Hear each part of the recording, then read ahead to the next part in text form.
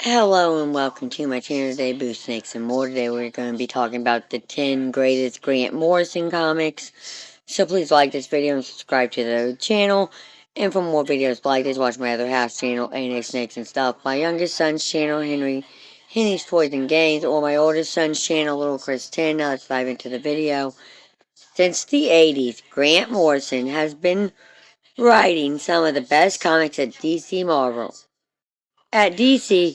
Marvel, and even in the India space. Known for their big cosmic stories and brilliant ideals, Morrison has redefined many characters through the years. Since they've been successful for so long, they've written many iconic characters and teams. It's actually difficult to pick the best Morrison stories, since most of them represent comic books at their peak. That said, certain stories stand above the others. Some of them continue to influence the medium as a whole, while others are just an example of the level of creativity Morrison brings to even the most popular properties. Green Lantern made space feel weird again. Grant Morrison's The Green Lantern is seriously underrated after years of Green Lantern being a traditional style superhero. Grant Morrison's run allowed the Emerald Knight to get weird again. At the same time, the run also simplified things. Hal's in the lead again with no other human lanterns taking the spotlight. And most of the emotional spectrum is ignored for the majority of this run. Instead, each new issue throws Jordan into a new, impossible adventure reminiscent of some of the wackiest Silver Age stories. Morrison also uses Green Lantern to offer camaraderie on society and the state of superhero comics in general. Still, the run ranks last for not being quite as consistent as some of the other stories that Morrison has worked on over the years. Quaz transformed a beloved character into a hero. With Boom Studios, Quaz Morrison transforms one of the most well-known fictional characters of all time, Santa Claus, into a superhero on the level of Superman. The series begins with Claus as a simple trapper who brings toys to his old village of Grimsburg, only to wind up fighting its leader, Lord Magnus, for the sake of Grimsburg's freedom. Following the initial miseries, Morrison and artist Dan Mora continued Claw's adventures through extra-sized one-shots, released specifically around Christmas time. Claws might be more noteworthy for being Dan Mora's breakthrough introduction to the rest of the comics world. That's not to say Morrison doesn't do their share, though, as a story like Claws could have easily been too dark for its own good. Instead, Claws maintains hopeful vibes in all of its adventures, while also making Santa Claus feel like a Christmas-themed Man of Steel. Multiversity defined a new multiverse. DC spent years hyping up Multiversity before it finally released, but it was worth the wait. Morrison and some of the most talented artists in the industry, including Ivan Reyes, Cameron Stewart, and Chris Bruce, exposed readers to a tour of the multiverse, complete with a giant map for lore nerds and fans of the multiverse. Multiversity took readers on a trip through several different Earths in a series of one-shots that were bookended by a two-issue mini-series. Each issue showed vastly different Earths, from a pulp-inspired world protected by the Justice Society to a world where all crime was solved, and the teenage heroes just act out old missions. Animal Man turned the hero into a fan favorite. Grant Morrison's Animal Man was a classic from the 80s. Since Buddy Baker was a lesser known character, Morrison was free to make him interesting enough to hold down a solo ongoing series. Genius, genius that they are. Though Morrison did more than that. They turned Buddy into a fan favorite character whose popularity has held well into the modern era. Morrison's run wasn't terribly long, but the compressed style of the era makes it feel twice as long as a run today. Though Animal Man, Morrison got to experiment with ideas and philosophies, building to one of the coolest endings of any DC Comics book ever. As multi-fictional storytelling was becoming popular, Morrison took that to its natural conclusion and had Baker learn that he was actually a comic book character. Even now, the run stands as one of the best non-standard superhero comic books out there. New X-Men Reset, the X-Men for the next decade.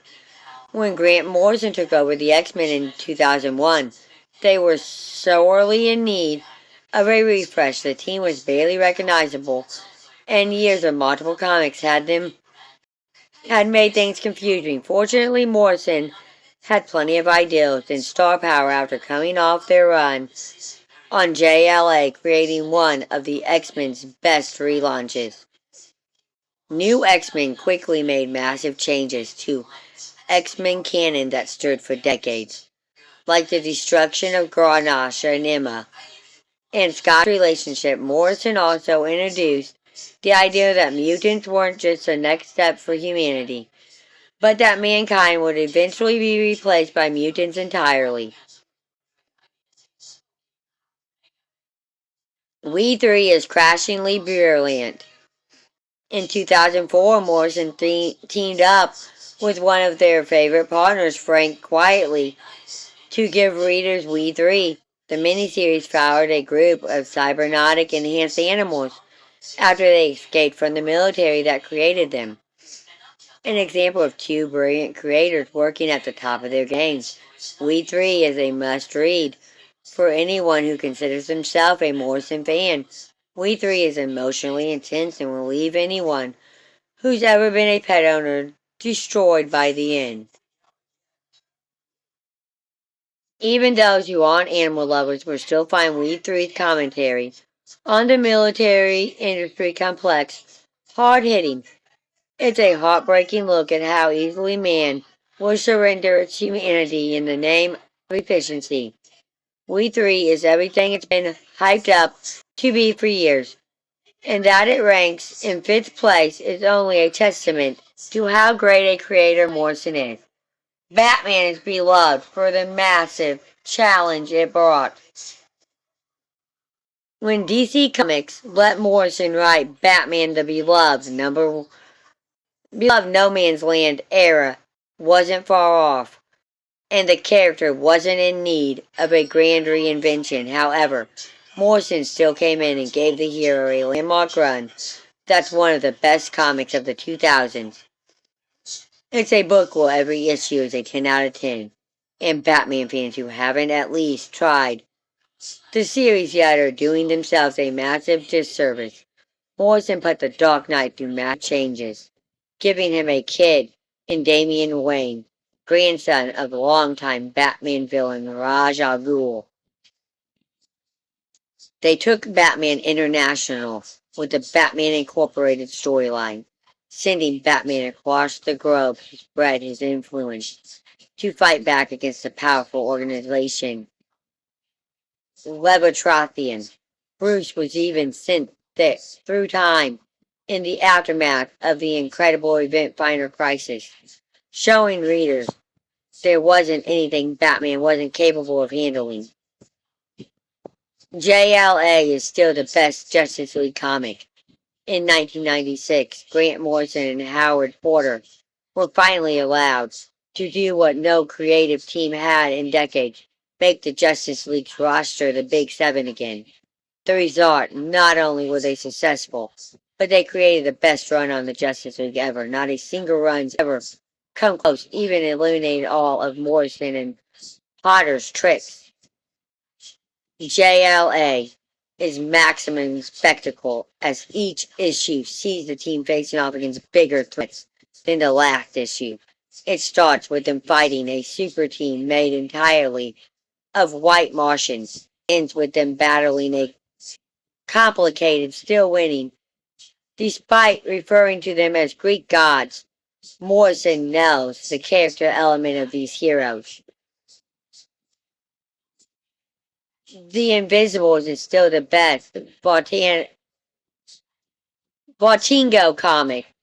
More than 2 decades later, Morrison's The Invisibles remains the best creator-owned work. It might even be one of the best indie comics of the 1990s. This series sees a cell of freedom fighters from the Invisible College battling against the deadly Outer Church, an organization that's already got humanity under its control. The Invisibles is Morrison at their weirdest, merging conspiracy culture, chaos, magic, and cosmic horror into one big cluster bomb that still manages to work. It's a series that demands multiple readings, both to understand all the references and to piece together its non-linear storytelling. All-Star Superman makes Superhuman feel human. All-Star Superman is the best Superman comic to show to someone who doesn't understand the character. It's set in a standalone universe, making it a perfect read even for someone completely new to comics. After Superman immerses himself in the sun, he's more powerful than ever, but only has a short time left to live. Even though All-Star Superman features the strongest version of Superman, it still manages to show him at his most human. His compassion for those around him, and his inability to solve every problem only make him feel even more relatable. Full of unforgettable moments, All-Star Superman is the perfect combination of Morrison's love for superheroes with their love for big, bombastic ideals. Not only is it Morrison's greatest comic, but it's one of the best comics of all time. Thank you for watching this video and peace out till the next one.